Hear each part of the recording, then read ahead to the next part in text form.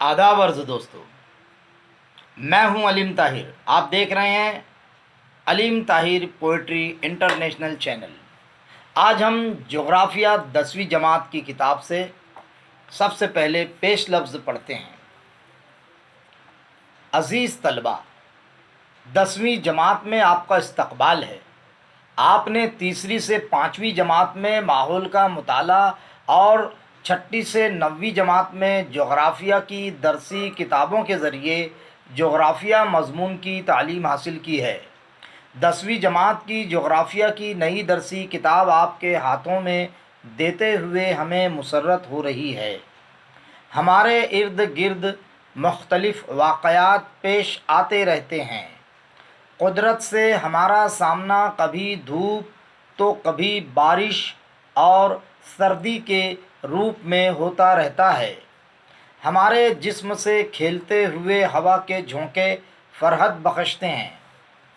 इस तरह के मुख्तलिफ़ कुदरती वाक़यात की वजाहत जोग्राफ़िया मज़मून का मुताला करने से होती है।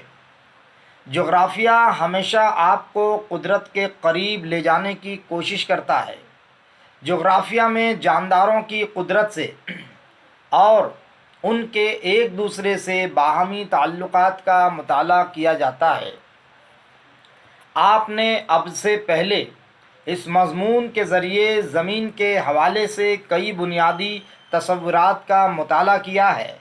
आपने अपनी रोज़मर्रा ज़िंदगी से मुताल्लिक़ मुख्तलिफ़ अवामिल को समझा है जिनसे आपको मुस्तक़बिल में यकीनन फ़ायदा होगा। आपने इस मज़मून के ज़रिए माशी, समाजी और तहज़ीबी बाहमी ताअम्मुलात का मुताला भी किया है। इस मज़मून की आमोज़िश के लिए मुशाहिदे, तफ़हीम, तजज़िये, तनक़ीदी फ़िक्र जैसी महारतें अहमियत रखती हैं। इन महारतों को हमेशा इस्तेमाल कीजिए और इनकी निगहदाश्त कीजिए। नक्शे, तरसीम, अशकाल, इज़ाफ़ी मालूमात, जदवलें वग़ैरह वसाइल की मदद से इस मज़मून का मुताला किया जाता है। इन्हें इस्तेमाल करने की मशक़ कीजिए। इस दरसी किताब के ज़रिए आपको ये मौका मिला है। इस दरसी किताब की नौइयत 9वीं जमात तक सीखे हुए तसव्वुरात का इआदा करना है। इआदा करते हुए यकीनन साबिक़ा मालूमात कारआमद साबित होगी, इसलिए इन्हें याद रखें। इस दरसी किताब में भारत और ब्राज़ील इन दो मुल्कों का तक़ाबुल मख़सूस अंदाज़ में पेश किया गया है जो यकीनन आपको पसंद आएगा। हम हमेशा आपके तासुरात का मुस्बत अंदाज़ में इस्तक़बाल करते हैं, इसलिए अपने तासुरात से ज़रूर आगाह करें।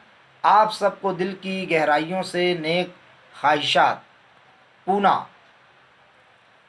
तारीख़ 18 मार्च 2018, गुड़ी पावड़ा, भारतीय सौर 27 फाल्गुन 1939। तहरीर करदा है डॉक्टर सुनील मगर साहब, डायरेक्टर, महाराष्ट्र राज्य पाठ्य पुस्तक निर्मिती व अभ्यास क्रम संशोधन मंडल, पूना। तो हमने देखा कि ये पेश लफ्ज़ में बड़ी अहम गुफ्तगू हमसे डायरेक्टर साहब सुनील मगर साहब ने की है। आइए अब हम आगे बढ़ते हैं और आगे बढ़कर देखते हैं कि किस तरीक़े से पहले सबक में इलाक़ाई सैर के मुताल्लिक़ जो है वो गुफ्तगू की गई है। देखते हैं, आइए। अज़ीज़ तलबा व तालिबात, देखते हैं ये फ़हरिस्त है जिसमें 1 से 9 तक असबाक़ हैं जोग्राफ़िया के। इलाक़ाई सैर, महल वक़ू, वसअत, तबई साख्त और आबी निज़ाम। नंबर 4 आबो हवा। नंबर 5 कुदरती नबातात और हैवानात। नंबर 6 आबादी। नंबर 7 इंसानी बस्ती। नंबर 8 मईशत और पेशे और 9 सयाहत, नक़्ल व हमल और मवासलात। तो ये जो है आप देखते हैं इस तरीक़े से फ़हरिस्त है। ये सफ़ा नंबरात है زمرے میں عملی جغرافیہ، عام جغرافیہ، طبعی جغرافیہ، طبعی جغرافیہ، طبعی جغرافیہ، انسانی جغرافیہ، انسانی جغرافیہ، انسانی جغرافیہ، انسانی جغرافیہ. ٹھیک ہے. تو یہاں سے جو ہے آپ دیکھتے ہیں یہ کتاب ہے، اس کا پہلا صفحہ، اور اس کے بعد یہاں پہ دوسرے صفحے پہ ہم ڈائریکٹ آ گئے جہاں پر ہے علاقائی شہر. اب دیکھ رہے ہیں ہم علاقائی شہر. راحل کی جماعت کے طلبہ اور اسکول کے اساتذہ ضلع عثمان آباد کے نلدرگ سے ضلع رائے گڑھ کے علی باغ کی علاقائی سیر کے لیے نکلے ہیں. اس سفر کے لیے اسکول نے ایس ٹی بس کی خدمت باہمی معاہدے کے تحت حاصل کی ہے. اس علاقائی سیر کی منصوبہ بندی اساتذہ کی ہدایت کے مطابق راحل اور اس کے دوستوں نے کی ہے. طلبہ نلدرگ سے علی باغ کے سفر کے دوران زمین کی ساخت، مٹی، نباتات اور بستیوں میں نظر آنے والی تبدیلیوں کا کس طرح علم حاصل کرتے ہیں، اس کی معلومات حاصل کریں گے. جماعت کے طلبہ اساتذہ کے درمیان ہونے والی گفتگو ذیل میں دی ہوئی ہے، اسے پڑھیے، دیکھیے گا. یہ نقشہ یہاں دیا گیا ہے، نلدرگ، سولاپور، اور یہاں سے دیکھیے یہ ٹھیک ہے اجنی ذخیرہ آب، انداپور، ارلی کانچن، ہڑپسر، پونا، اسنیہ گڑھ، لوناولا، کھوپولی، علی باغ. بالکل صاف سمجھ میں آ رہا ہے. کلومیٹر 40-20 نلدرگ سے علی باغ راستے کا نقشہ ہے. ٹھیک ہے. اور یہاں پر ہے بحر عرب یعنی سمندر. ٹھیک ہے، بحر عرب. اس کے بعد دیکھیے یہاں والے علاقائی سیر کے لیے طلبہ نے ذاتی اشیاء اور شناختی کاغذات کے ہمراہ ذیل کی اشیاء ساتھ میں لی ہیں. ٹھیک ہے، یہ علاقائی سیر کا راستہ تھا. اب یہ اشیاء دی گئی ہے. یہ اشیاء، یہ گھڑی ہے، دیکھیے یہ جو ٹھیک ہے فرسٹ ایڈ.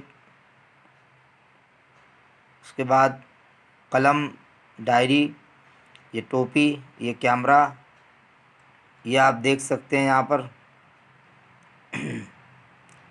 یہ دوربین، بیگ ہے، پانی کی جو بوتل ہے.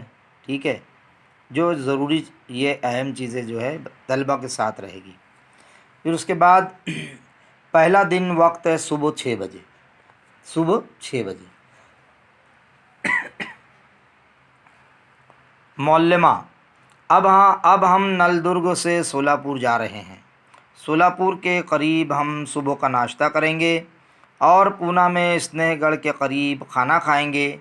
پورے سفر میں ذیل کے نکات کے مطابق آپ راستے کے دونوں جانب کا مشاہدہ کر کے اسے بیاض میں درج کریں. زمین کی ساخت، آبی ذخائر، نباتات، مٹی، زراعت، انسانی بستیوں کی ساخت.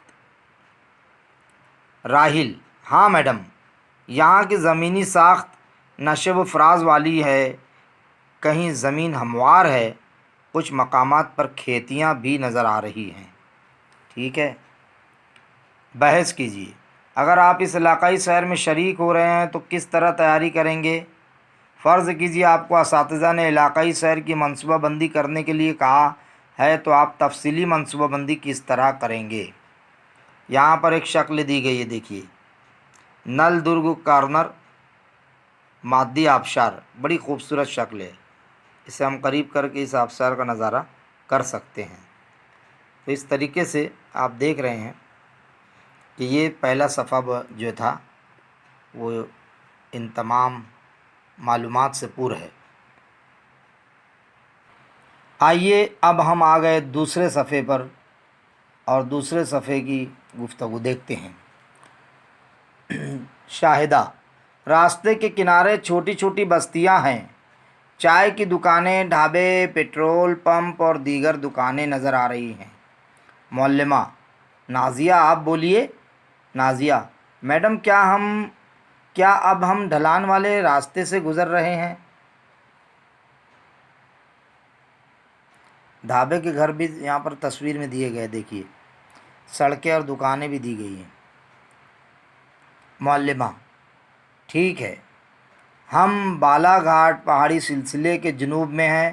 بالا گھاٹ سلسلہ کوہ سہیادری کی مشرقی جانب پھیلی ہوئی شاخ ہے۔ آپ کو دیے ہوئے نقشے اور باہری زمینی ساخت کو دیکھتے جائیے۔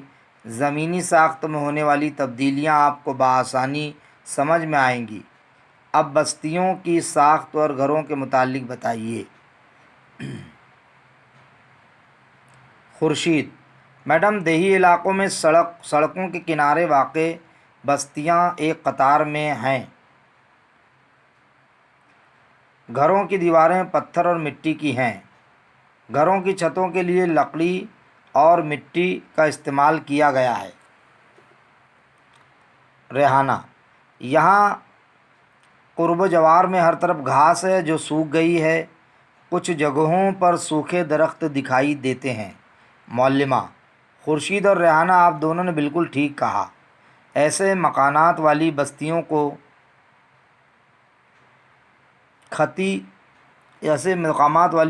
کو خطی بستیاں کہتے ہیں۔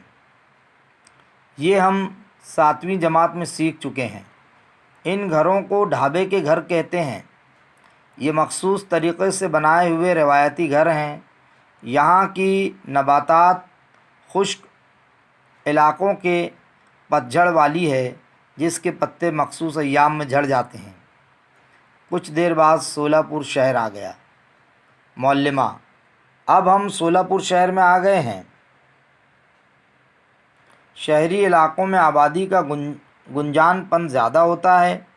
یہاں دیکھیے خشک علاقوں کی نباتات کی تصویر بھی دی گئی ہے، اور یہاں نیچے آپ دیکھ رہے ہیں ڈھابے کے گھروں کے متعلق مزید معلومات حاصل کیجیے۔ یہ بھی سوال ہے۔ اناج کا کھیت، اناج کی فصل اور کم بارش کا باہمی تعلق بتائیے۔ یہ آپ کے ذہن کو مزید مشق کرنے کے لیے سوالات بھی دیے گئے ہیں۔ بہرحال اب ہم معلمہ کہہ رہی ہیں اب ہم سولہ پور شہر میں آ گئے ہیں۔ شہری علاقوں میں آبادی کا گنجان پن زیادہ ہوتا ہے، اس لیے یہاں کثیر منزلہ عمارتیں نظر آتی ہیں۔ یہ عمارتیں سیمنٹ، ریت، باریک پتھر اور پانی کا آمیزہ بنا کر اینٹوں کی مدد سے تعمیر کی جاتی ہیں۔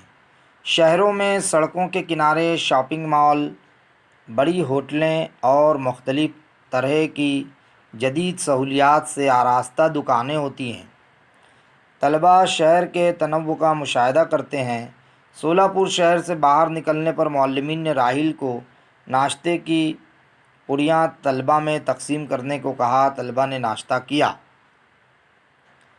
معلمہ: اب ہم سولہ پور شہر سے باہر جا رہے ہیں۔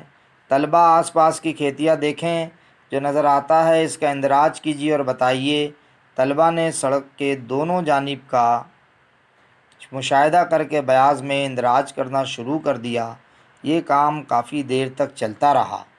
شاہین: میڈم، مجھے یہاں ہری بھری کھیتیاں نظر آ رہی ہیں۔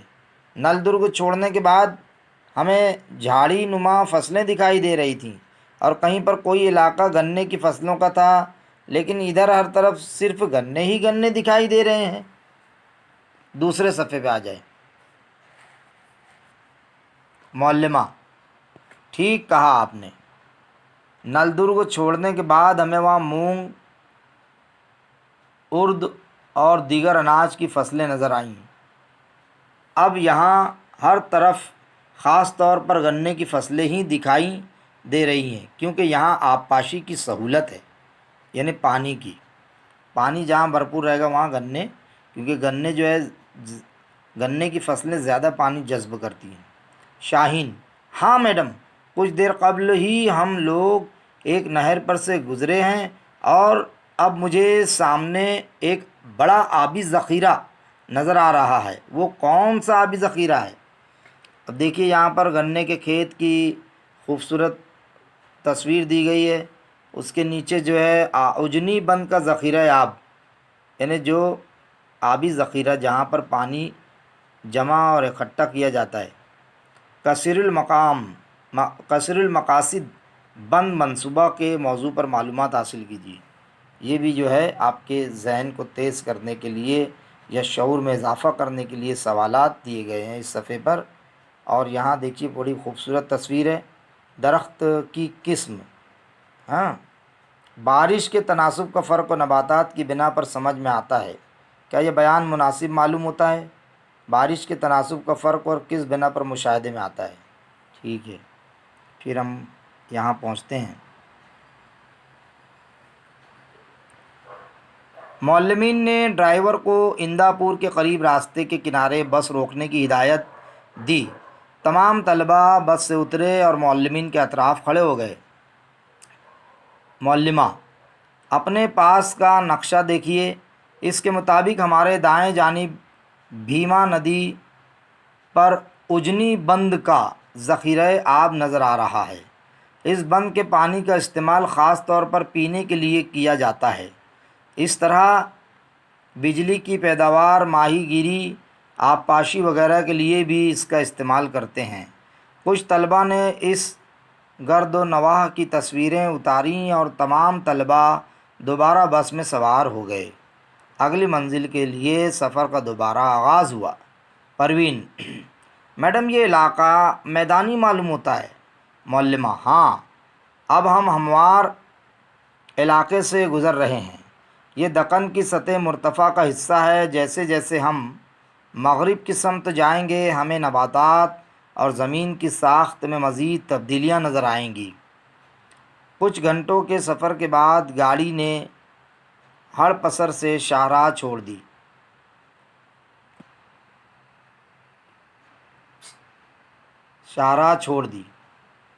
اور وہ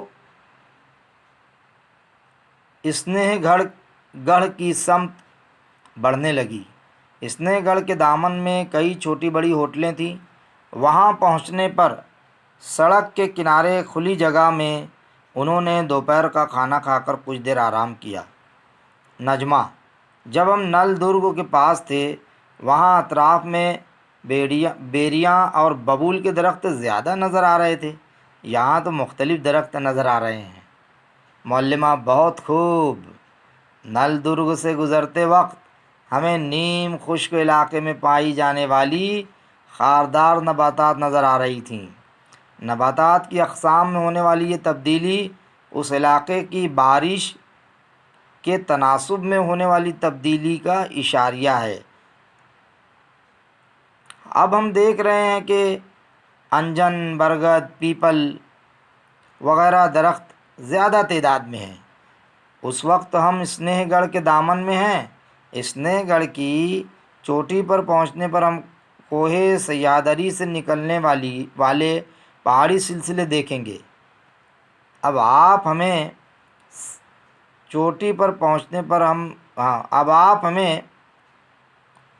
اپنے ساتھ صرف شناختی کارڈ، بیاض، قلم، دوربین، کیمرہ، ٹوپی، نقشہ اور پانی کی بوتل یہی سامان لیں. کپڑوں کے بیگ اور دیگر سامان گاڑی میں ہی رہنے دیں. دیکھیے تجربات اور مشاہدات کس طریقے سے آپ کو سمجھ میں آ رہے ہیں کہ آپ جب سفر میں نکلیں تو آپ کو کیا کیا لینا ہے اور کیا کیا نہیں لینا ہے. علاوہ اس کے معلمہ اور بچوں کی گفتگو سے آپ کو بہت سیکھنے کو مل رہا ہوگا. توقع کی جاتی ہے کہ آپ کو بہتر ڈھنگ سے یہ صفحہ بھی جو معلومات سے پر ہے اچھا لگا ہوگا. دیکھیے چوتھا صفحہ ہم دیکھ رہے ہیں. اسنیہ گڑھ پر جب چڑھنے کی ابتدا کی گئی تب دھوپ تھی. پھر آسمان میں بادل چھا گئے. تھوڑی دیر میں بارش کی بوچھار بھی شروع ہو گئی. راستے میں طلبہ نے اس جگہ ملنے والی ابلی ہوئی مونگ پھلیاں، چھاچھ، دہی وغیرہ اشیائے خورد و نوش کا لطف اٹھایا. ساتھ ہی قدرتی مناظر، اطراف کی نباتات، پرندے، دور نظر آنے والے پونا شہر کو دیکھا. قلعے کے مختلف حصوں کی تصویریں اتاریں. اس کے بعد معلمین نے طلبہ کو ایک مخصوص مقام پر اکٹھا ہونے کی ہدایت دی. اب ہم اسنیہ گڑھ پر ہیں. بتائیے اس قلعے کی معلومات ہم کیسے کر سکتے ہیں؟ معلمہ کہہ رہی ہیں نجمہ نے جواب دیا، میڈم ہم نے اسنے گڑھ کے داخلی دروازے پر ایک بورڈ دیکھا تھا، اس بورڈ پر اسنے گڑھ سے متعلق معلومات دی ہوئی ہے، ہم نے اس کی تصویر بھی کھینچی ہے۔ معلمہ: بہت خوب نجمہ، اب زمین کی مختلف ساخت کی خصوصیات کا فرق کون بتائے گا؟ قاسم: پہلے ہم نے کم زیادہ ڈھلان والا اور میدانی علاقہ دیکھا، لیکن یہ جگہ پہاڑی علاقہ ہے۔ دیکھیے بڑے اسنے گڑھ کا باب الداخلہ جو ہے یہاں دیا گیا ہے بڑے خوبصورت ڈھنگ سے، یعنی داخل ہونے کا حصہ یا دروازہ، ٹھیک ہے۔ یہاں دیا ہے چٹان جو ڈھہ گئی ہے، بھلا اونچائی سے دیکھنے پر پرندوں کو نیچے زمینی حصہ کیسا دکھائی دیتا ہوگا۔ اور یہاں دیا گیا اسنے گڑھ سے نظر آنے والا کھڑک واصلہ بند کا ذخیرہ آب۔ مہاراشٹر کی سطح مرتفع کا علاقہ کس عمل سے بنا ہے؟ یہاں نظر آنے والی چٹان کی اہم قسم کون سی ہے؟ دیکھیے چٹانوں کی تہ، بڑا خوبصورت بڑی تصویر ہے، بڑی حسین و جمیل اور ایک تاثر یہ پیدا کرتی ہے۔ بہرحال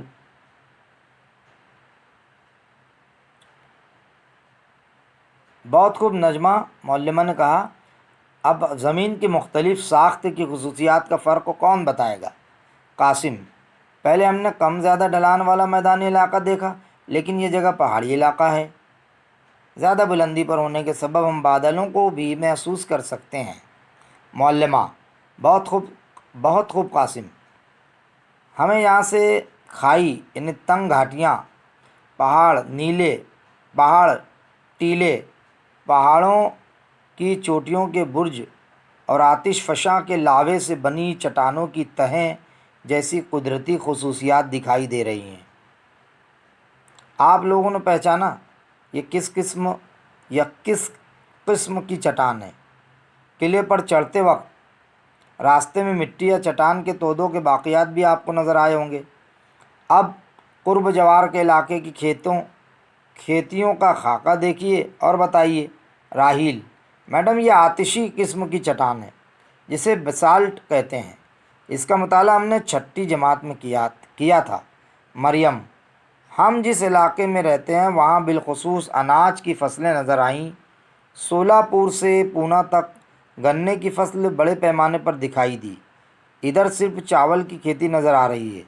معلمہ: درست ہے، اس کی اصل وجہ یہاں ہونے والی بارش کی زیادہ مقدار ہے، یعنی زیادہ مقدار میں جو بارش ہوئی اس کی اصل وجہ ہے۔ فصیل کی طرز والا قلعہ کیا اس سے قبل آپ نے کہیں دیکھا ہے؟ بھلا پہچانیے تو اس طرز اور اس قلعے کی طرز میں کون سا فرق ہے؟ وحیدہ: میڈم ہم اس کا تقابل نل درگ سے کر سکتے ہیں، لیکن نل درگ اسنے گڑھ کی طرح پہاڑ پر نہیں ہے، اسے دیکھنے کے لیے چڑھائی پر چڑھنا نہیں پڑتا۔ معلمہ: بہت خوب، اب ہم قلعے کی بلندی پر ہیں، یہ قلعہ پہاڑ کی بلندی پر تعمیر کیا گیا ہے، اسے پہاڑی قلعہ کہتے ہیں۔ یہ مقام حفاظتی نقطہ نظر سے اور ارد گرد کے علاقے کی نگہداشت کے لیے مناسب ہے، اسی لیے یہ قلعہ تعمیر کیا گیا۔ نل درگ زمینی علاقہ ہے، قلعے ہماری ریاست کی وراثت ہیں، ادھر آئیے اور نیچے کی جانب دیکھیے۔ اس طریقے سے ہم پہنچ گئے اب اگلے صفحے پر، صفحہ نمبر 5 پر۔ سامنے جو ذخیرہ آب دکھائی دے رہا ہے، یعنی یہ ذخیرہ آب جو دکھائی دے رہا ہے وہ بتایا جا رہا ہے۔ سامنے جو ذخیرہ آب دکھائی دے رہا ہے وہ کھڑک واصلہ بند کا ذخیرہ آب ہے۔ اس بند کا پانی شہر پونا اور ارد گرد کے علاقوں کو فراہم کیا جاتا ہے۔ اب ہم قلعے کے کلیان دروازے کی جانب چلتے ہیں۔ ادھر آئیے اور یہ بناوٹ دیکھیے، اسے دیو ٹاکے کہتے ہیں۔ یہاں قدرتی چشموں سے آنے والے پانی کا ذخیرہ کیا جاتا ہے۔ اس کے قلعے پر بسنے والوں کو آج بھی سال بھر پانی ملتا ہے۔ تمام طلبہ حیرت ظاہر کرتے ہوئے: باپ رے، سبحان اللہ، اتنی صدیوں سے اتنی بلندی پر پانی کس طرح ملتا ہوگا؟ بعد میں معلمین تمام طلباء کو ایک جھونپڑی کی جانب لے گئے جہاں بیسن اور روٹی ملتی تھی۔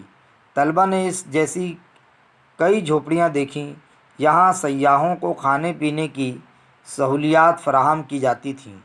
اسنیہ گڑھ پر کچھ وقت گزارنے کے بعد تمام طلباء نیچے آ کر بس میں بیٹھ گئے اور رات کے قیام کے لیے بس پونا شہر کی جانب روانہ ہو گئی۔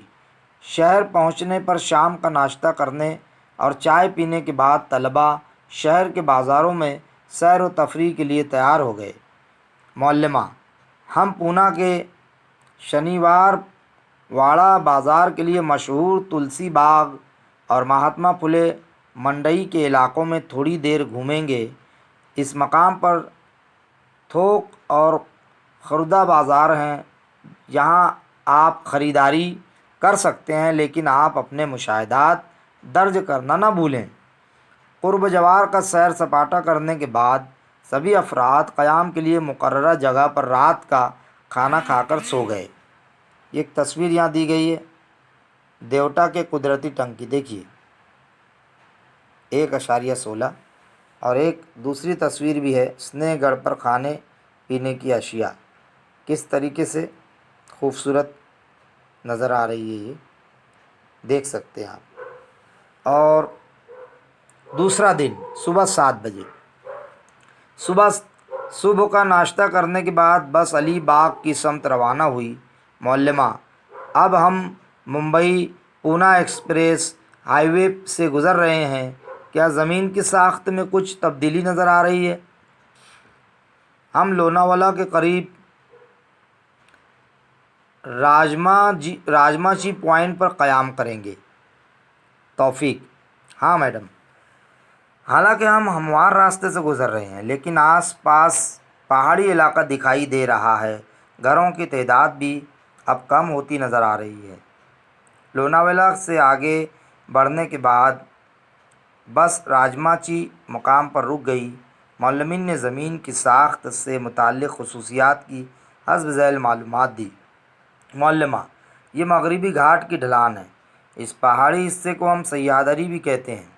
اس مقام سے زمینی ڈھلان کے درمیان کا فرق بآسانی دیکھ سکتے ہیں۔ مشرق کی سمت یہ ڈھلان سست اور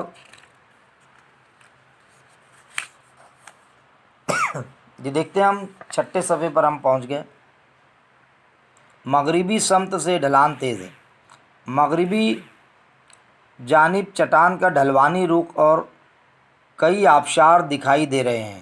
اس سے متعلق ہم 9ویں جماعت میں پڑھ چکے ہیں۔ اس حصے میں مغربی سمت بہنے والی الہاس ندی کا منبع بھی ہے۔ طلباء وہاں تصویر کھینچتے ہیں۔ بارش دوبارہ شروع ہو گئی، تمام لوگ بس میں بیٹھ کر آگے روانہ ہو گئے۔ یہ ایک تصویر دی گئی ہے راجماچی پوائنٹ، دوسری تصویر دی گئی ہے یہاں سیادری کا ایک آبشار، بڑا خوبصورت دودھ کی شکل کا، دیکھو کتنا خوبصورت ہے آبشار اتنے خوبصورت قدرتی مناظر نظر آ رہے ہیں۔ آپ کے خیال میں کیا علاقوں اور ضروریات کے مطابق گزر بسر کے وسائل میں فرق ہوتا ہے؟ یہ علاقائی سیر کون سے دنوں میں ہوئی ہوگی، اس کا اندازہ لگائیے۔ بارش ہو رہی، ظاہر سی بات ہے، موسم بہار ہے، بارش کا موسم ہے، ٹھیک ہے۔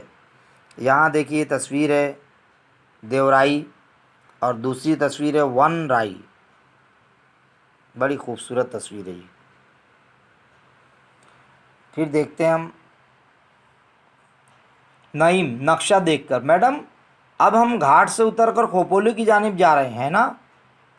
معلمہ: بالکل صحیح ہے، یہ مغربی گھاٹ کا بور گھاٹ ہے، اسے کھنڈالا گھاٹ کے نام سے بھی جانا جاتا ہے۔ اب ہم بھارت کے مغربی ساحلی علاقے میں اترنے والے ہیں۔ اب آپ کو دکھائی دینے والے درختوں، گھروں اور مٹی کا مشاہدہ کیجیے۔ میڈم گھاٹ میں مختلف قسم کی نباتات کے گھنے جنگلات نظر آ رہے ہیں، اس میں بڑے پتوں کے درخت زیادہ ہیں، ایسے درخت تو ہم اسنیہ گڑھ علاقے میں بھی دیکھ چکے ہیں۔ معلمہ: یہ ساگوان کے درخت ہیں، یہ پورا علاقہ برگ ریز درختوں کا ہے، اس جگہ بہت सारे वनराई और देवराई जंगलाती और दरख्तों का झुंड है। घाट पार करने के बाद जंगलात कम घने होते जा रहे हैं। चावल के खेतों की ज़मीनें और बड़े सनाती इलाके दिखाई देने लगे हैं। नजमा: मैडम, हवा में तब्दीली महसूस हो रही है। अब गर्मी भी महसूस हो रही है और पसीना भी आ रहा है। मौल्लिमा: आप लोगों को हवा में तब्दीली का एहसास हो रहा है। हवा में नमी बढ़ने से पसीना आता है और जिल्द चिपचिपी हो जाती है। हम जैसे जैसे समुंदर के करीब जाएंगे वैसे वैसे हवा में नमी का तनासुब बढ़ेगा। नईम: मैडम, इस हिस्से में बारिश शुरू हो गई है और बारिश का तनासुब भी ज़्यादा है, इसलिए ऐसा हो रहा होगा। मौल्लिमा: नईम का मुशाहिदा बिल्कुल सही है। इस इलाके में बारिश ज़्यादा होने की वजह से, साथ ही समुंदर की नज़दीकी के सबब ऐसा होता है। बारिश की मकदार ज़्यादा होने के सबब चावल यहाँ की अहम फसल है। थोड़ी ही देर में हम समुंदर के किनारे पहुँच जाएंगे। क्या आप इस समुंदर का नाम बता सकते हैं? तमाम तलबा एक आवाज़ में बहरे अरब। मौल्लिमा: बहुत अच्छा। अली बाग पहुँचने पर क़याम की जगह पर जाने से कबल हम तलाठी के दफ्तर में जाएंगे। वहाँ आप स्कूल में तैयार किए गए सवालनामे की बुनियाद पर मालूमात हासिल करेंगे। उज़्मा: हम उनसे अतराफ़ की फ़सलों, मिट्टी की अक़साम, फल और दीगर नकदी फ़सलों के मुताल्लिक़ सवालात पूछेंगे।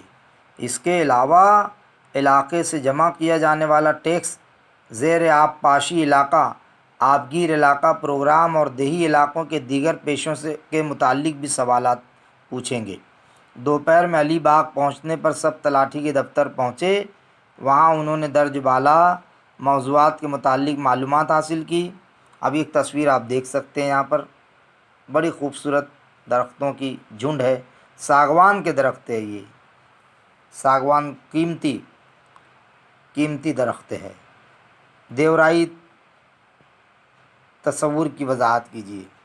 फिर यहाँ पर एक दूसरी तस्वीर है, कुलाबा का किला है ये, बहुत दूर उसमें देखिए कितने खूबसूरत अंदाज में। साहिल समुंदर पर जाते वक्त क्या एहतियात करना चाहिए? सवाल है आपके शऊर को तेज़ करने के लिए। मद्दो जज़र के औकात समझने का आसान तरीका क्या है? फिर उसके बाद यहाँ देखते हैं वापस।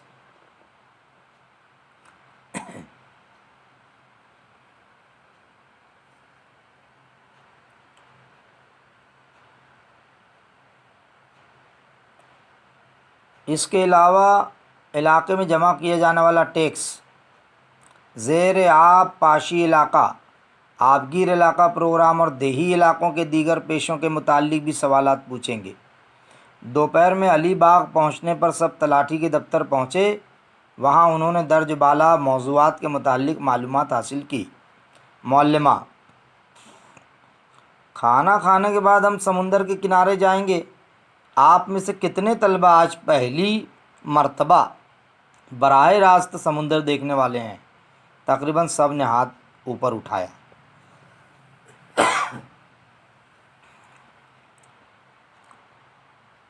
उबैरा: मैं तो अभी से समुंदर के दम बखुद कर देने वाले नज़ारों का तस्वुर कर रही हूँ कि वो कैसा होगा। वहाँ वाक़यतन क्या होगा? क्या सिर्फ पानी ही होगा? मौल्लिमा: सच कहा उबैरा।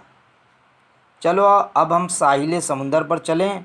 वहाँ जाने पर कौन सी एहतियात करना चाहिए? इसके मुताल्लिक़ वाज़ेह हिदायत सभी को दी जा चुकी हैं। यहाँ भी हम एक किला देखेंगे। इसका नाम कुलाबा का किला है। इसे अली बाग किला भी कहते हैं।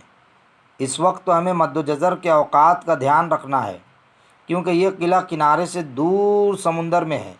9वीं जमात में हमने समुंदरी मौजों का मुताला किया है। मौजों के सबब बनी हुई कुछ ज़मीनी अशकाल भी हैं, यहाँ देखने को मिलेंगी। क्या आप कुछ समुंदरी ज़मीनी अशकाल के नाम बता सकते हैं? तमाम तलबा बैक आवाज़।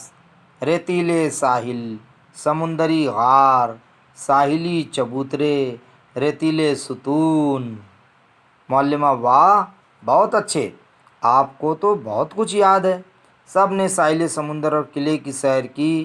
کچھ طلبہ نے گھوڑا گاڑی نیز گھوڑے کی سواری کا لطف اٹھایا۔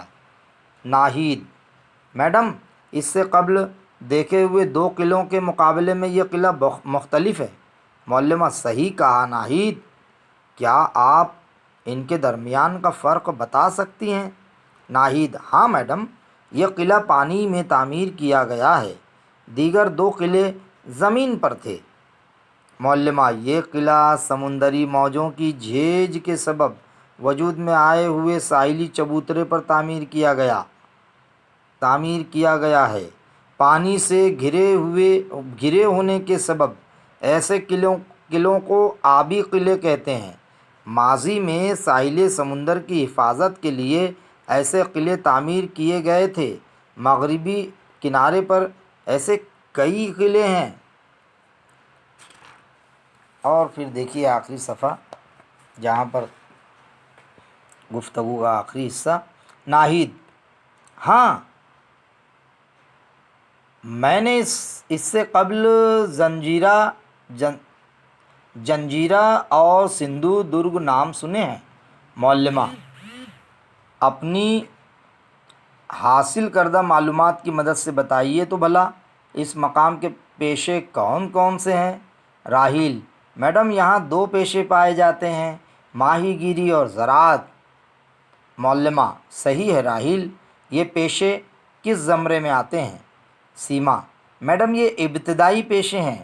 معلمہ: صحیح ہے، ابتدا میں یہاں ماہی گیری کا پیشہ تھا، بعد کے زمانے میں اس علاقے میں زراعت بھی کی جانے لگی، لیکن ساحل سے دور، ساحل سے لگ کر باڑیوں میں ناریل، سپاری، کٹہل، کیلے اور کچھ مصالحوں کی اشیاء کی کاشتکاری ہوتی ہے۔ یہ باغبانی زراعت ہے۔ اب یہاں سیاحت ایک اہم پیشہ بن گیا ہے۔ اس کے بعد طلبہ نے ساحل کی ریت پر کھیل کود کر لطف اٹھایا اور غروب آفتاب کے دلکش نظاروں کو کیمروں میں قید کیا۔ غروب آفتاب کے بعد تمام افراد قیام کی جگہ پر پہنچے۔ علاقائی سیر کی رویداد تحریر کرنے کے لیے کارآمد نکات پر بحث کر کے روزنامچے تیار کیے۔ رات کا کھانا کھا کر انہوں نے آرام کیا۔ دوسرے دن تمام افراد واپسی کے سفر کے لیے روانہ ہو گئے۔ آپ بھی اپنے اطراف کے علاقے میں ایسی علاقائی سیر کا اہتمام کیجیے۔ اور یہاں دیا ہے مندرجہ بالا سبق علاقائی سیر کا نمونہ ہے۔